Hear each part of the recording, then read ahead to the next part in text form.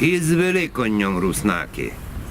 Дорогі наші руснаки, і від серця, і від дяки хочемо вам посочити великодні дно прожити, в радости, во здравії, в тому застрикавії. Шов дарбися файно їв, а от хріну хребет прив, їчте пасочку, пекничку, прумкніть собі сливовичку, найся файта добрі бавить, воскресіння се славить. Посятилося, поїло, кібо так усе се жило. Поливайтеся, квічіть, цуря своє намочіть, бо горайбати не треба, вода із відра, не з неба.